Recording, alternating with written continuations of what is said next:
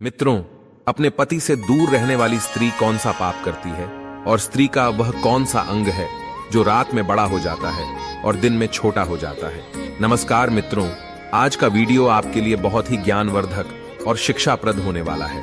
आज हम आपको बताएंगे कि स्त्री का कौन सा अंग है जो रात को बड़ा हो जाता है और दिन में छोटा हो जाता है। यह कहानी बहुत ही ज्ञानवर्धक है, इसलिए आपसे निवेदन है इस वीडियो में अंत तक बने रहना। ये कहानी ध्यानपूर्वक सुने, आपके जीवन में बहुत काम आएगी। तो चलिए मित्रों, शुरू करते हैं कहानी को। और इस कहानी के माध्यम से आपको स्त्री के उस अंग के बारे में बताते हैं जो रात को बड़ा हो जाता है और दिन में छोटा हो जाता है। मित्रों, एक समय की बात है, माता लक्ष्मी धरती लोक पर भ्रमण कर रही थी। तभी उन्होंने एक स्त्री को जंगल में देखा जो विवाहित स्त्री थी। वह स्त्री पराये पुरुष से संबंध बना रही थी। उस स्त्री को ऐसा करता देखकर माता लक्ष्मी आश्चर्य में पड़ गई। तब माता लक्ष्मी विचार करने लगी कि यह एक विवाहित स्त्री है, शादीशुदा स्त्री है और फिर भी पराये पुरुष के साथ संबंध स्थापित कर रही है। ऐसा करना एक विवाहित स्त्री के लिए ठीक नहीं है। यह बहुत ही गलत और घिनौना कार्य है। स्त्रियां ऐसा क्यों करती हैं? जो स्त्री पति की लंबी आयु के लिए करवा चौथ का व्रत करती है और वही स्त्री पराये पुरुष के साथ संबंध स्थापित करें, यह विधाता का कैसा खेल है? इसके बारे में मुझे जरूर जानना चाहिए। मित्रों, फिर माता लक्ष्मी विचार करती हैं कि अब इसके बारे में मैं कैसे पता लगाऊं कि स्त्रियां ऐसा क्यों करती हैं। तभी माता लक्ष्मी के दिमाग में आता है कि क्यों ना भगवान विष्णु से इस सवाल का जवाब पूछा जाए। वही इस बात को सही तरीका से बता पाएंगे कि एक विवाहित स्त्री जो करवा चौथ का व्रत रखती है पति की लंबी आयु के लिए और वह पराये मर्दों के साथ में संबंध बनाए, आखिर वे ऐसा कैसे कर सकती है। मित्रों, इस रहस्य को जानने के लिए माता लक्ष्मी भगवान विष्णु के पास पहुंच जाती है। माता लक्ष्मी को चिंतित देखकर भगवान विष्णु ने कहा, हे देवी, आज तुम्हारा चेहरा देखकर के मुझे ऐसा लगता है कि तुम कोई आश्चर्यजनक बात हमसे पूछने के लिए आई हो। अब तुम बताओ, क्या पूछना चाहते हो? तुम निसंकोच होकर के पूछो। तब माता लक्ष्मी ने भगवान विष्णु से कहा, हे प्रभु, मैं आज जब धरती लोक पर भ्रमण कर रही थी तो मैंने एक विवाहित स्त्री को पराये पुरुष से संबंध बनाते हुए देखा। मैंने देखा है कि स्त्रियां जो होती है वह करवा चौथ का व्रत धारण करती है ताकि पति की आयु लंबी हो जाए, लेकिन फिर वही स्त्री पराये पुरुष के साथ संबंध बनाए, तो यह कैसे हो सकता है? स्त्री का ऐसे काम करना बहुत गलत है। ऐसा स्त्रियां क्यों करती हैं? और साथ ही हे प्रभु, इसके साथ ही मेरा आपसे एक सवाल यह भी है कि स्त्रियों का वह कौन सा अंग होता है जो रात को बड़ा हो जाता है और दिन में छोटा हो जाता है? मेरे यही दो सवाल है जो आपसे मैं जानने आई हूँ। इसीलिए हे प्रभु, इन सवालों का जवाब देने की आप कृपा करें। मैं इस बात को समझना चाहती हूँ कि करवा चौथ का व्रत रखने वाली स्त्रियाँ यानी पतिव्रता बनने वाली स्त्रियाँ पराये पुरुषों के साथ संबंध क्यों बनाती हैं?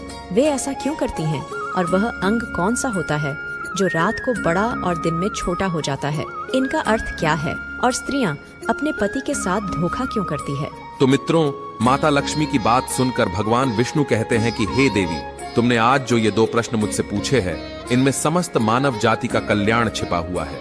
इसीलिए मैं तुम्हारे इन प्रश्नों का जवाब एक छोटी सी कथा के माध्यम से बताता हूँ, लेकिन आपको ध्यान पूर्वक हमारी इस कथा को पूरा सुनना होगा। मित्रों, तब माता लक्ष्मी वचन देते हुए कहती हैं कि ठीक है प्रभु, मैं आपको वचन देती हूँ कि आप जो भी कथा सुनाएंगे मैं उसे ध्यान पूर्वक पूरा सुनूंगा। अब आप अपनी कथा आरंभ कीजिए और हमारी शंका का समाधान कीजिए। मित्रों, तब भगवान विष्णु कथा को आरंभ करते हैं और कहते हैं कि हे देवी, एक समय की बात है, किसी गांव में एक भागीरथ नाम का पंडित अपनी पत्नी धारणी के साथ रहता था। वह बहुत ही ज्ञानी था। वह पंडित नक्षत्र का भी बहुत बड़ा ज्ञानी था, यानी पुत्र हो या पुत्री, उसके नक्षत्रों को अच्छी तरीका से देख लेता था। उनकी जन्म कुंडली भी बना देता था। उसे शास्त्रों का भी बहुत अच्छा ज्ञान था। एक दिन की बात है, पंडित जी की पत्नी के गर्भ से एक पुत्री का जन्म होता है। अब जो पंडिताइन थी वह पुत्री को पाकर बहुत ही खुश थी, परंतु इधर जब पंडित ने जब अपनी बेटी की जन्म कुंडली को देखा तो बहुत ही घबरा गया। लेकिन जो बात थी उसने अपनी पत्नी को नहीं बताई, क्योंकि हाल में ही उसकी पत्नी ने प्रसव किया था। इसलिए उस पंडित ने वह बात अपनी पत्नी को नहीं बताई। अपनी पुत्री को पाकर वह पंडिताइन बहुत ही प्रसन्न थी। कुछ दिनों के बाद जब उस बेटी का नामकरण किया गया तो पंडित जी ने अपनी पुत्री का नाम देवयानी रख दिया। देवयानी जो थी वह दिखने में बहुत ही सुंदर थी। धीरे धीरे समय गुजरता गया और बेटी बढ़ती गई। जब देवयानी जवान हो गई और विवाह के लायक हो गई तो देवयानी की माँ ने अपने पति यानी कि पंडित जी से कहा कि हे पिया जी, अपनी बेटी जो है वह अब विवाह के योग्य हो गई है। अब आप कोई अच्छा सा वर ढूंढ कर इसकी शादी कर दो। पंडित जब भी अपनी पत्नी की यह बात सुनता तो उस समय वह बात टाल देता है। कहने का मतलब है, जब भी पंडिताइन अपनी पुत्री देवयानी के विवाह के बारे में पंडित जी से बात करती थी तो वह किसी न किसी तरह से उस बात को टाल देता था। इसी तरह बात टालते टालते बहुत दिन हो गए, लेकिन पंडित ने अपनी बेटी देवयानी का विवाह नहीं किया। वह करे भी कैसे? उसे तो देवयानी की जन्म कुंडली के बारे में मालूम ही था। मित्रों, वह पंडित अपनी पुत्री का विवाह इसलिए नहीं करना चाहता था क्योंकि उसकी बेटी की जन्म कुंडली में यह लिखा था कि देवयानी का विवाह जिसके साथ में होगा 2-3 साल के बाद में वह मर जाएगा और देवयानी विधवा हो जाएगी। मित्रों, इस दुनिया में ऐसा कोई बाप नहीं है जो अपनी बेटी को विधवा के रूप में देखना पसंद करेगा। इसलिए वह पंडित जो था वह सोच रहा था कि हम अपनी पुत्री देवयानी का विवाह ही नहीं करूंगा ताकि आगे चलकर के हमें अपनी पुत्री को विधवा के रूप में देखना ही ना पड़े। धीरे धीरे समय बीतता जा रहा था। अब जो गांव के लोग थे वह पंडित को कोसने लगे और आपस में बातें करने लगे थे कि यह कैसा बाप है, इसकी बेटी देवयानी बहुत दिनों से विवाह के योग्य हो गई है, लेकिन यह पंडित अपनी बेटी का विवाह ही नहीं करता।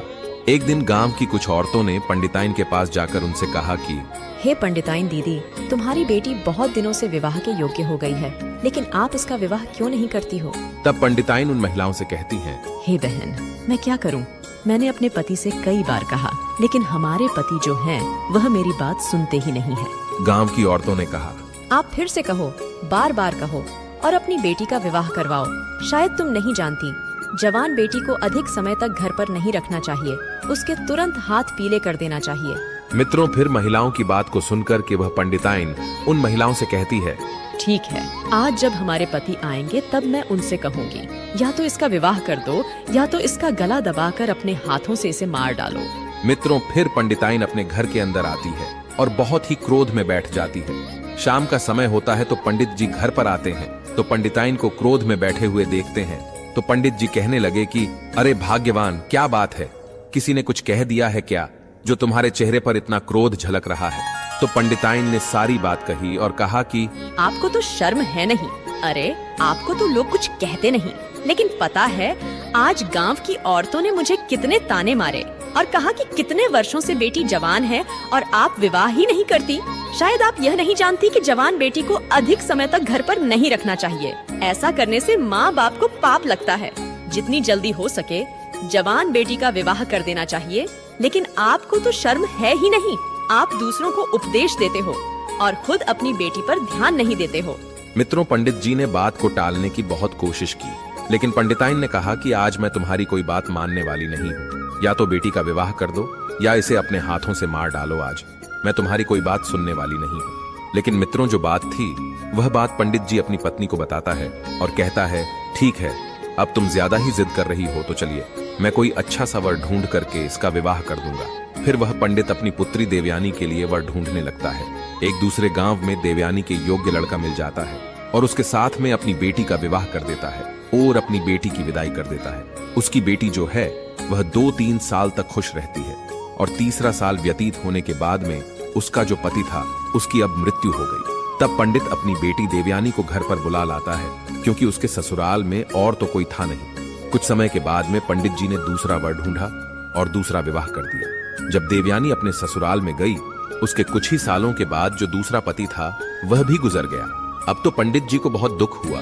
पंडित जी फिर अपनी बेटी को घर पर बुला लाते हैं। उधर पंडिताइन ने विचार किया, ऐसी क्या बात है कि मेरी बेटी की शादी 2 जगह हुई लेकिन दोनों जगह से विधवा हो गई। अब इधर पंडिताइन भी बहुत दुखी हुई। उसके बाद में पंडित जी ने तीसरे वर की खोज की। तीसरा लड़का मिल जाता है और जब तीसरे लड़के के साथ में अपनी बेटी देवयानी का विवाह किया, तब विदाई के समय पंडित जी ने अपनी पुत्री देवयानी से कहा कि बेटी, तुम अपने ससुराल जा रही हो, चाहे दुखी रहो या सुखी रहो, चाहे आपके जीवन में कुछ भी हो, लेकिन स्वयं ही उस दुख सुख को देखना। मेरे घर पर आज के बाद मत आना। आप यह समझ लेना कि तुम्हारे माता पिता इस दुनिया में ही नहीं है। इतना कहने के बाद में अपनी बेटी को विदा कर दिया।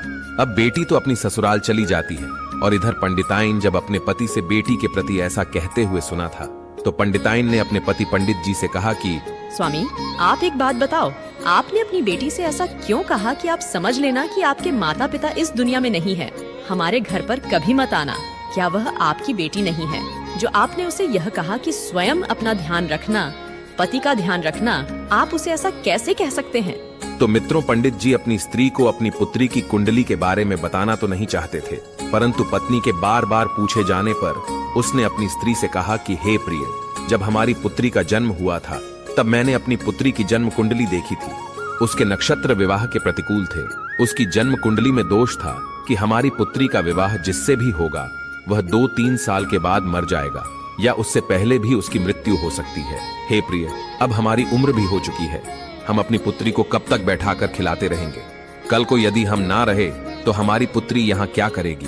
अगर वह अपने घर पर रहेगी तो क्या पता भगवान की कृपा होगी और उसके पास बाल बच्चे हो जाएं तो बड़े आराम से अपना जीवन गुजार लेगी, ससुराल में व्यतीत कर लेगी। मित्रों, अपने पति की बात सुनने के बाद उस पंडित की पत्नी को अपने ऊपर बहुत शर्म आने लगी कि मैंने अपने पति को कितना बुरा भला कहा, परंतु उन्होंने हमारी पुत्री का भला ही चाहा था, इसलिए उसका विवाह किसी से नहीं करना चाहते थे। मेरी ही गलती के कारण 2 लोगों की जानें चली गई। मित्रों, अब इधर कुछ समय बीतने के बाद उस पंडित की पुत्री के विवाह को 3 साल हो चुके थे।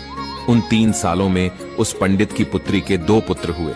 बड़े पुत्र का नाम वेद और छोटे पुत्र का नाम यश था। अब ऐसे ही समय बीत रहा था।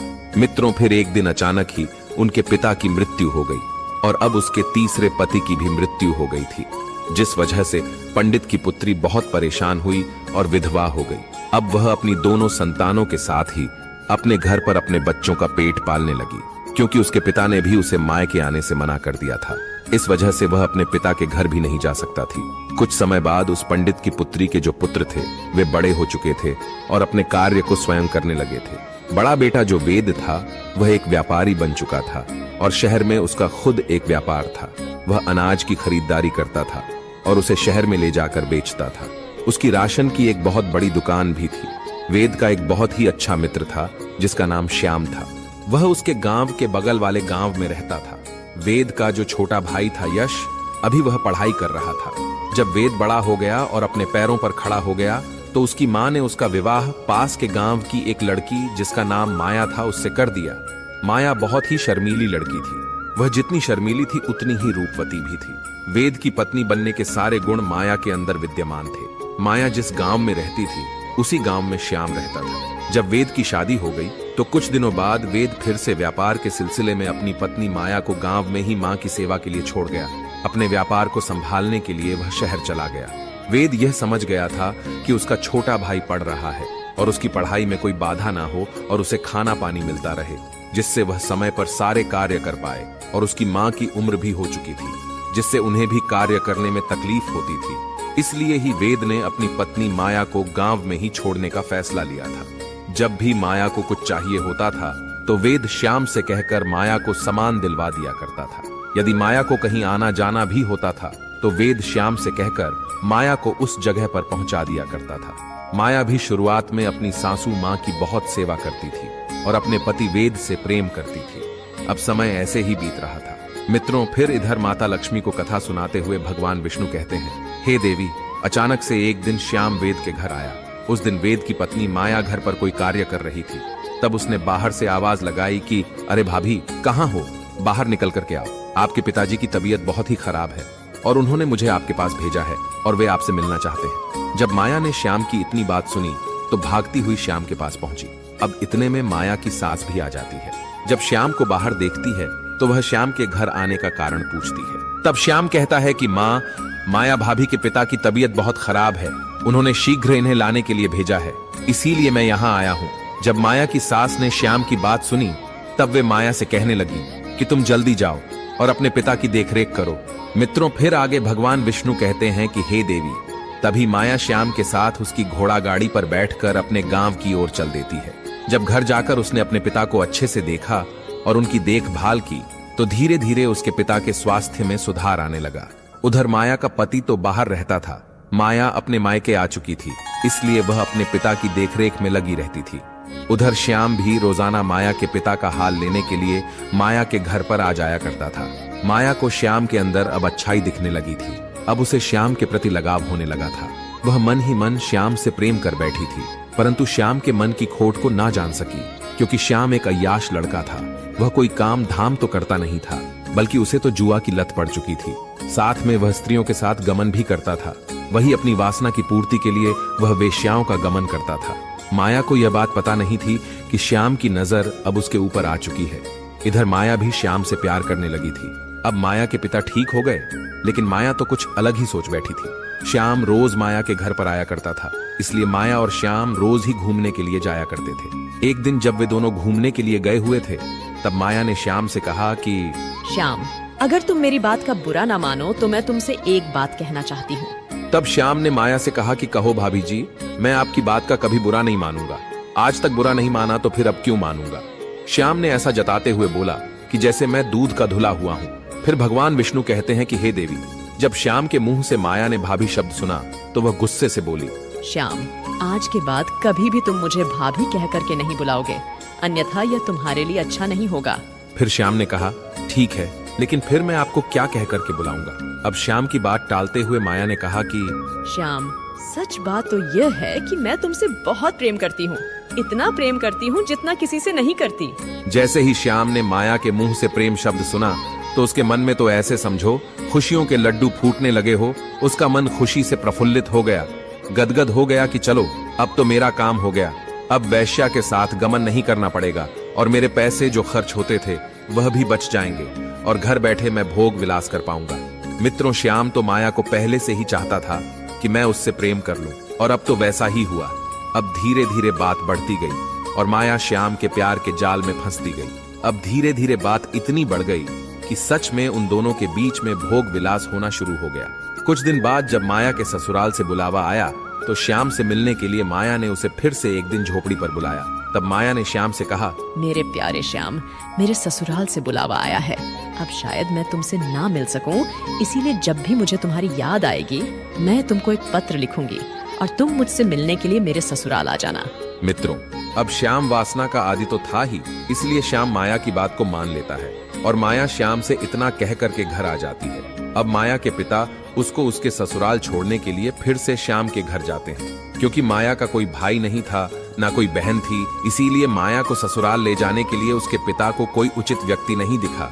इसलिए वह श्याम को घर बुलाने के लिए श्याम के पास में गए। जब उसके पिता श्याम के घर पहुंचे तब उन्होंने श्याम से कहा कि बेटा श्याम, तुम मेरी पुत्री माया को उसके ससुराल छोड़ाओ, उसके घर से बुलावा आया है। जब श्याम ने माया के पिता के मुंह से यह बात सुनी तब उसने कहा, ठीक है पिताजी, मैं माया को उसके ससुराल छोड़ दूंगा। मित्रों, फिर आगे भगवान विष्णु कहते हैं, हे देवी, अब क्या था। श्याम माया को उसके ससुराल छोड़ने के लिए अपनी घोड़ा गाड़ी पर बिठाकर ले जाता है। अब दोनों घोड़ा गाड़ी पर बैठकर जंगल के कच्चे रास्ते से होते हुए माया के ससुराल पहुंच जाते हैं। फिर उधर श्याम माया को उसके ससुराल में छोड़कर अपने घर को लौट जाता है। जैसे ही दोनों को 2-3 दिन व्यतीत होते हैं तो अब माया को श्याम की याद आई, क्योंकि वह जब अपने घर पर थी तो रोज झोपड़ी में श्याम से मिलने के लिए जाया करती थी। इसलिए अब वह वासना की पूर्ति के लिए श्याम को पाना चाहती थी। उससे मिलकर एक बार उसके साथ में फिर से भोग करना चाहती थी, क्योंकि उसका पति वेद तो अपने घर से बहुत दूर शहर में रहता था। वहां पर अपने बीवी बच्चों का पेट पालने के लिए और उन्हें अच्छी जिंदगी देने के लिए वह व्यापार वहां पर करता था। वेद मुश्किल से 5 या 6 महीने में एक बार अपने घर पर आता और 5-6 दिन के बाद वह पुनः चला जाता था। एक दिन जब माया से रहा नहीं गया तो उसने खत लिखा। माया ने उस खत में लिखा कि हे प्यारे श्याम, मुझे तुम्हारी बहुत याद आ रही है और मुझे ऐसा लगता है कि मैं अब तुम्हारे बिना रह नहीं सकती, इसीलिए आज तुम मुझसे मिलने के लिए मेरे घर पर आ जाओ। अब क्या था, जब श्याम को माया का खत मिला तो वह फौरन उससे मिलने के लिए उतावला होकर के चल दिया। उधर माया भी अपने गांव से बाहर आ चुकी थी। जब श्याम माया के ससुराल जा रहा था तभी श्याम को माया रास्ते में मिल गई। अब श्याम और माया दोनों वहां साथ साथ घूमने के लिए चल दिए। माया की सास को यह पसंद नहीं आ रहा था कि उसकी बहू किसी पराये पुरुष के साथ ससुराल में ही घूमे। अपने मायके में घूमे तो बात अलग थी, परंतु वह तो ससुराल में ही किसी पराये पुरुष के साथ घूम रही थी। वह उसे बुलाने आता था तो भी माया की सास को पसंद नहीं आता था। मित्रों, फिर आगे भगवान विष्णु कथा को सुनाते हुए कहते हैं, हे देवी, आप जिसको देख करके आ रहे हो, ये उसी स्त्री की कहानी मैं आपको सुना रहा हूँ। अब आगे सुनो। उधर श्याम भी माया से मिलकर चला जाता था और फिर से 3-4 दिन बाद वह वापस आता है। जब यह घटना 5 से 6 बार हुई तब उसकी सास ने एक दिन माया से कहा कि माया, ऐसा नहीं चलेगा। जब तक मेरा पुत्र अब घर नहीं आ जाता तब तक तुम घर पर किसी को नहीं बुला सकती, चाहे वह तुम्हारे मायके से आने वाले तुम्हारे पिता हो या और कोई हो। मित्रों, जब माया ने अपनी सास की यह बात सुनी तो वह बहुत क्रोधित हुई, लेकिन कुछ बोल ना सकी। अब अगले दिन माया ने श्याम को खत लिखा कि श्याम, अब तुम मुझसे मिलने के लिए कुछ दिन बाद आना, क्योंकि मेरी सास को मुझ पर शक होने लगा है। जब मेरी सास घर पर नहीं रहा करेगी तभी मैं तुमको बुलाऊंगी। उधर श्याम अपनी काम वासना रोक नहीं पा रहा था। मित्रों, फिर इसी बीच माया की सास एक दिन 5 दिनों के लिए तीर्थ स्थल पर चली जाती है। फिर क्या था, अब तो माया को जैसे ही छूट मिल गई हो। अब वह फटाफट श्याम को बुलाती और उसके साथ घर में ही संबंध स्थापित करती।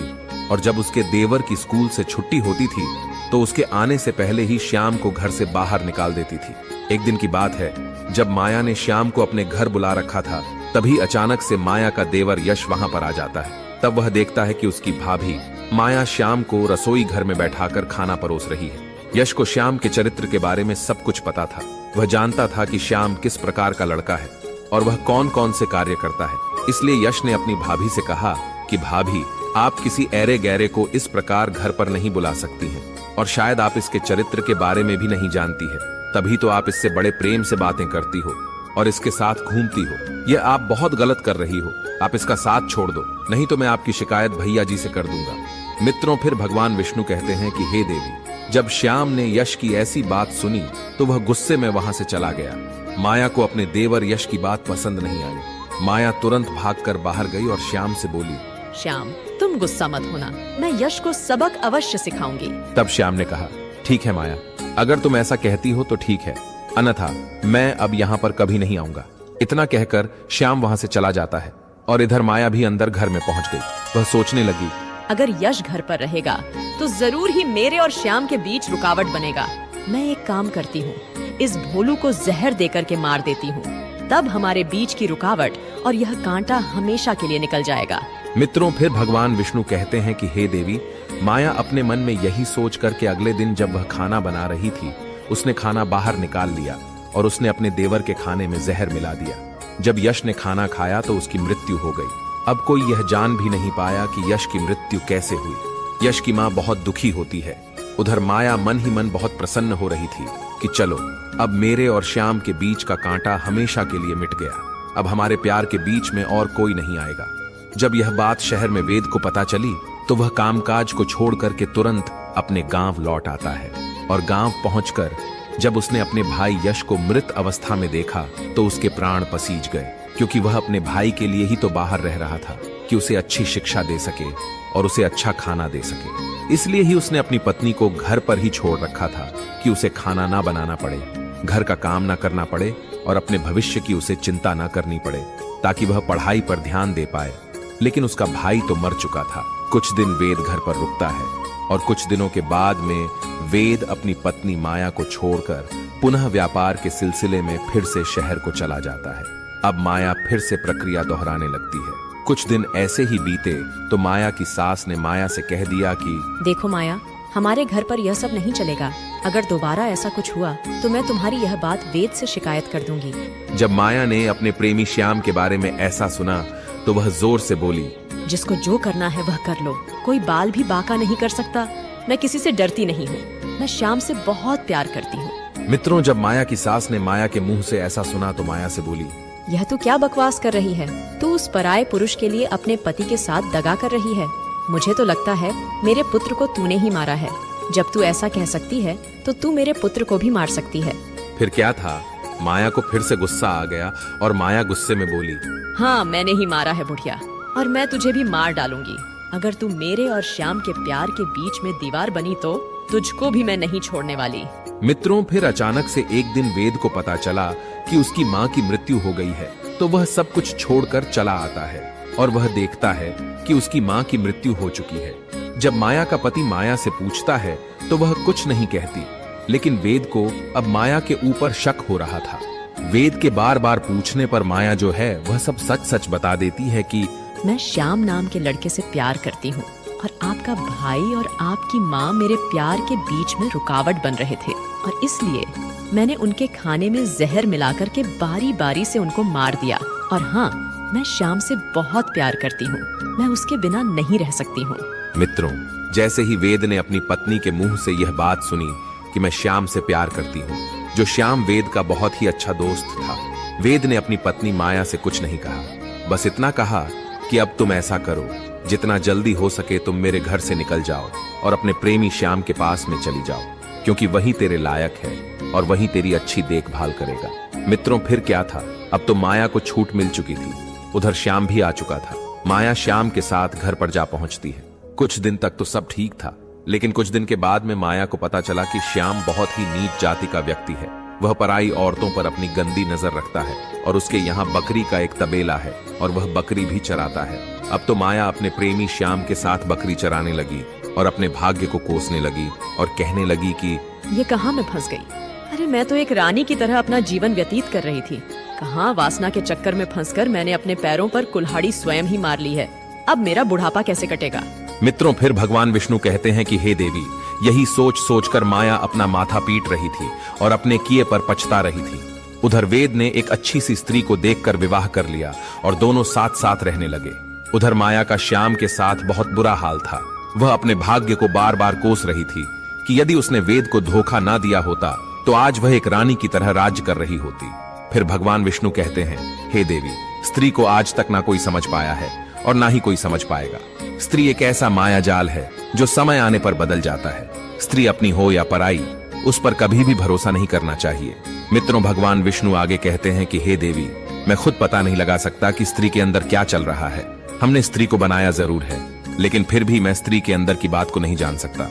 और इस संसार में ऐसा कोई नहीं है जो स्त्री के मन की बात जान सकता है। स्त्री कितनी भी भरोसेमंद क्यों ना हो, फिर भी उस पर भरोसा नहीं करना चाहिए।